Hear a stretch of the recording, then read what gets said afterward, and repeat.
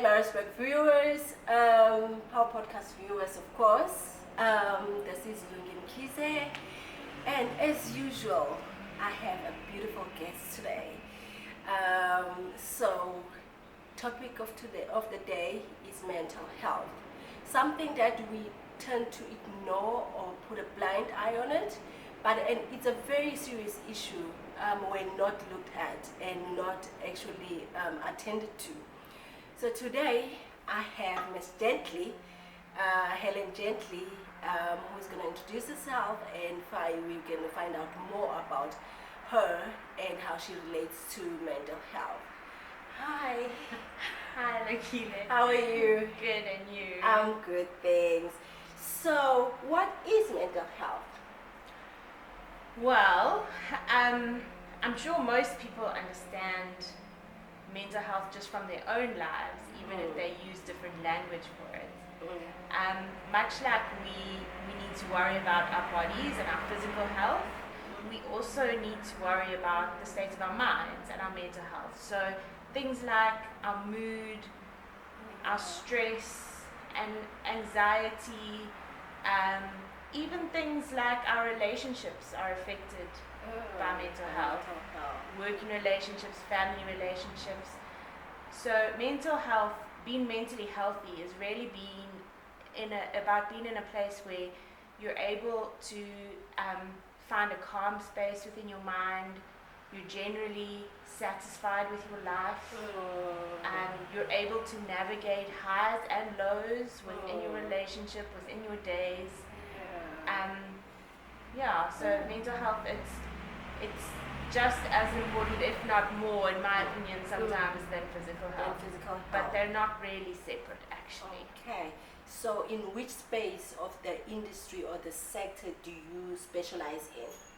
So I'm an occupational therapist, and my area of real interest is mental health.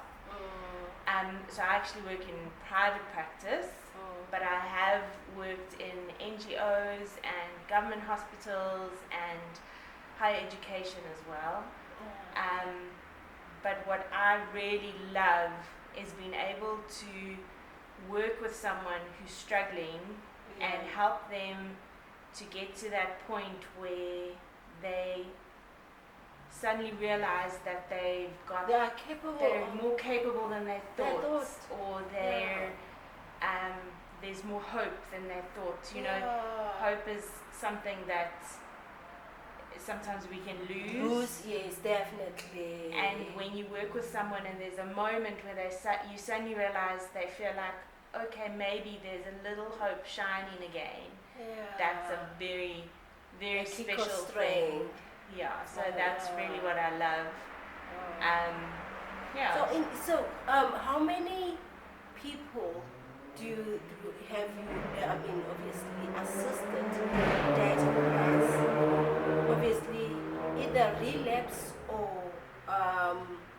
you actually reach a high note in terms of a recovery? So are you asking how many people I've worked with? Yeah. So makes me feel old to say, but I've been qualified for about 15 years. So I've probably worked with a few hundred people at least. Of course. In different aspects, in different ways, and to different degrees. But I have many, many stories. I used to say to people, or I often say to people, the people I work with, that there's no one who I've ever worked with who I didn't learn something from as well. So I often feel very privileged that I'm sitting with people in their difficult spaces, but also getting to see their breakthrough. And that's a very privileged space. It is. Not many people get to see that. I love that part of my job. In South Africa, statistically speaking, how many people do really look after themselves in terms of mental health compared to, let's say, Europe, for instance? So it's quite tricky for me. I don't have all the numbers at my fingertips in terms of countries. A lot of the research we have comes out of the West, although there's more and more coming from lower and middle income countries, which is where South Africa fits. But the truth is, we know that mental health concerns are extremely prevalent. So I definitely think that it's not necessarily that you can say that a wealthier country is better off in terms of mental health. We just know that's not true from the research. But we do need to take into account that in a country like South Africa, we face many challenges socially. We are a country that has a very difficult history, and there's something about generational stress and generational trauma that gets passed on, and that's a very real thing in our country. You know, we know from the research that a baby born to a very stressed mom is primed to grow up with more concerns and more difficulties than a baby born to a calm, relaxed, happy mom. We know this, so it's more like a generational like gene transfer, kind of. Yeah, so there's lots of complexities, you know. Some of it is hormonal, some of it is to do with our nervous system, some of it is to do with our expression of our genes, but also mental health, like physical health, it's affected by the environment as well. So if you grow up surrounded by difficult or traumatic situations, such as hunger and concern about your needs being met, as well as the experience of violence, which we know is very prevalent in our society, those things will have an effect on someone's mental health. And those things, even a little child who doesn't understand what they're looking at will often carry that trauma into their adulthood. And this is very well documented in research. Wow, that is really deep, hey? My viewers, listen guys, I think we get to a point where we really need to understand how deep mental health goes. As Helen is explaining right now, that an example of a child, an example of a baby, just imagine example of a child taking that within the adulthood. So it's important for society in general to really look after our behaviors and try to better our lives by obviously attending to our mental health first, so that we can take care of others.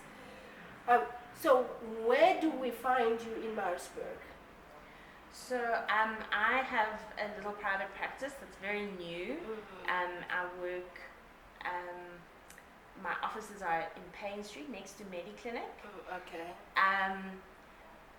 But they're also, I must say that the city is very privileged to have a lot of psychologists and a lot of occupational therapists specifically, in, you know, all over the city. So there are services available, and also most government hospitals have people as well. But it is, obviously government hospitals are busier, so it's harder to get your time. Of course. But yes, my practice is next to Mediclinic. Oh, all right. So if I come to you, how long should I prepare myself in terms of scheduling my session with you? So it's tricky. My granddad always used to say it's like asking how long is a piece of string, because it depends. It depends, yeah. But you know, if someone phones me and says I need an appointment, then I'll usually try and get a little bit of background information from them, which will help guide me. I will very rarely see someone for longer than an hour, just because most of us struggle to concentrate for that long, and it can be quite in-depth work, depending on what we're doing. but there might be things like if I have to do an assessment or something that could take longer than an hour. But the length of the session will depend on what we're doing, but also will depend on the needs of the client, because it doesn't help someone to come to me for help, and then I set up the system in such a way that stresses them out. That's not going to help us achieve a good therapeutic outcome. And at the end of the day, it needs to serve the needs of the person who's seeking help. So I could have a session as short as 15 minutes. With mental health, our sessions tend to be a bit longer than if we're dealing with something more physical, just because it can be deep. Yes.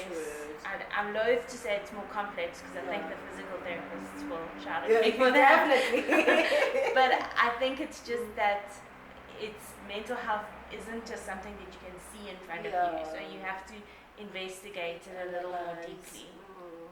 Okay. So what's the difference between you, the therapist, and a psychologist? Okay, so it's a really good question, and people, it can be confusing, particularly because a lot of people don't really understand what OT is. So psychologists work exclusively in mental health. They're very well qualified to do specifically psychotherapy, which involves a lot of talking and counseling. So that usually when you see a movie with someone going into therapy for any mental health concern, they're usually seen as a psychologist or a psychiatrist in the movies. In South Africa, the psychiatrists work a little bit differently. The psychologists do the counseling. So that's the psychologist. What I do as an occupational therapist is, in a perfect world, I work with the psychologist to help the same person from different angles. So what OTs do is, our primary concern is function. So how is this person able to function in their life? How are they able to do the things that they want to do? Are they able to find the motivation? Is their environment conducive to what they want to do? Are they able to get to work and manage that? Are they able to manage their home life? Do they get done all the tasks that they need to do? Or do we need to rearrange the tasks because maybe they set an unreasonable expectations? So we don't just look at the person, we look at the environment, we look at the actual activities as well. But our big concern is this person able to live the life with their chosen activities? That's our big concern. So you can see how a psychologist might delve really deeply into some of the feelings and the root causes of where some of these traumatic experiences came from. And as an OT, I need to understand that, but I'm looking for a slightly more practical outcome. And that's why the OT and the psychologist work so beautifully together, because if you've got both of us, first prize. Alright, if someone, since we are in January, if someone wants to study into industry, what should they look at? So occupational therapy, there are a few universities